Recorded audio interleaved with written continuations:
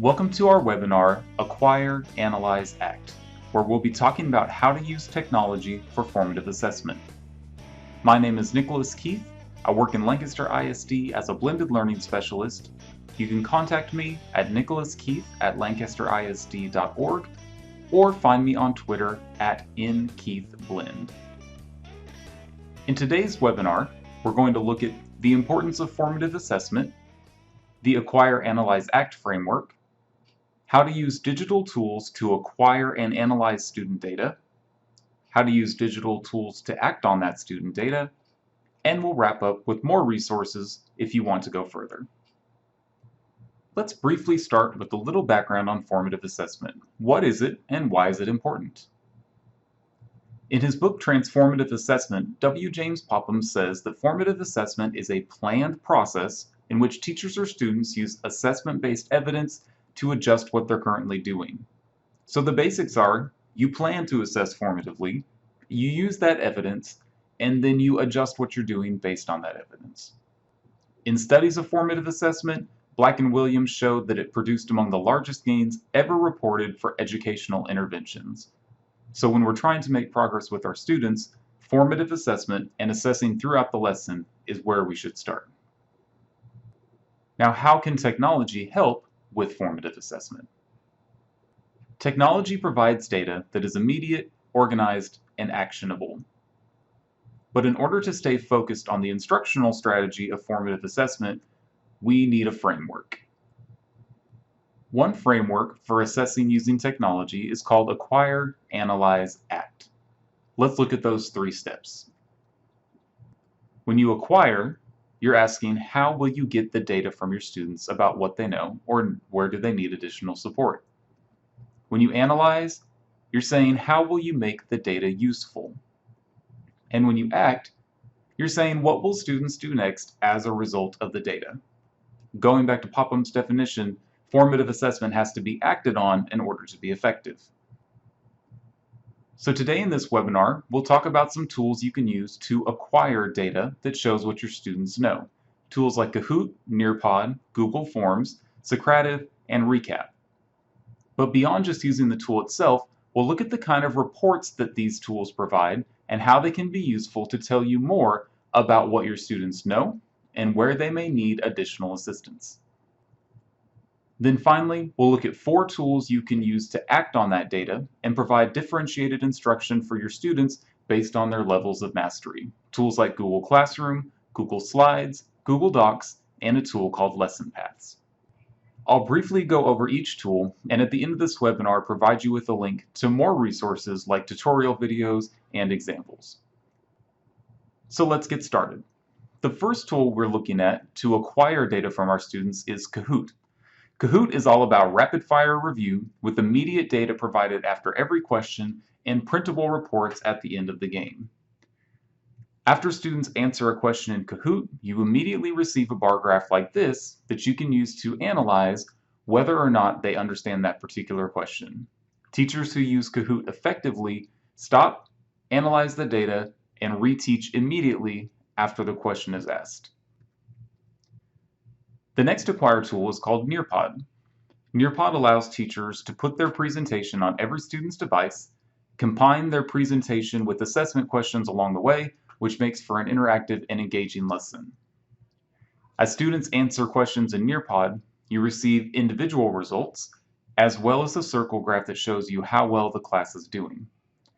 These are shared back with students, so the students can also analyze how well they're understanding the material.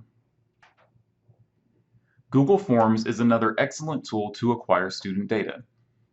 Now that Forms has added a self-grading option in G Suite for Education, it can make a teacher's life even easier. Forms provides a summary of results, individual results, or a spreadsheet of your students' data, and you can also add images, video, and more to your quizzes. When you get back results in Google Forms, this is the summary view, and then you can also see each student's individual response or what it looks like on a spreadsheet.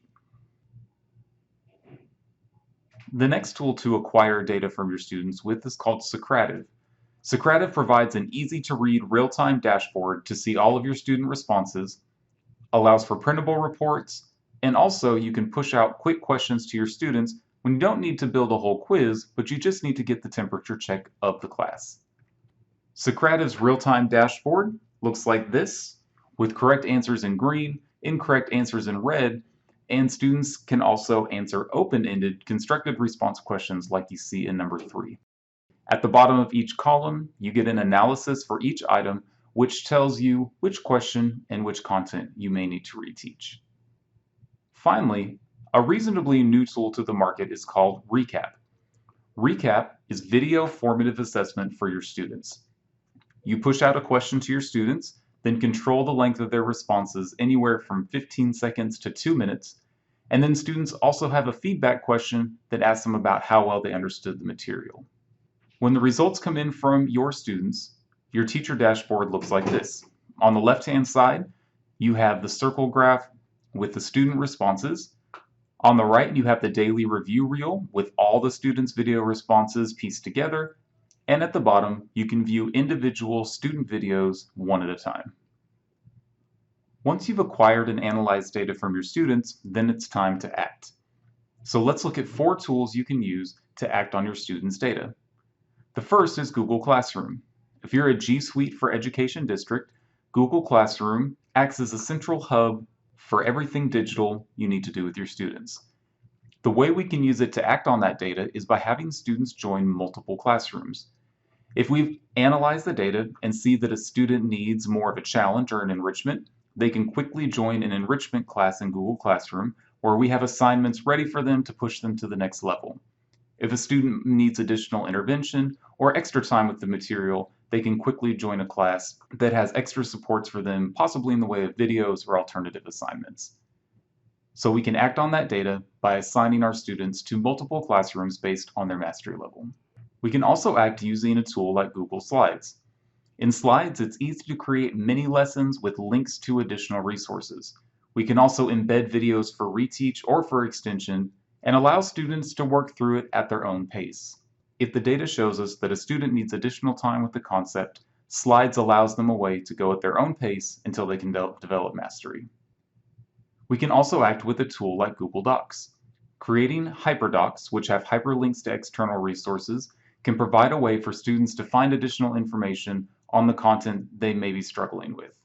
It provides additional resources for students who need support as well. Finally, a tool like Lesson Paths allows you to select websites and learning activities and create customized playlists for your students.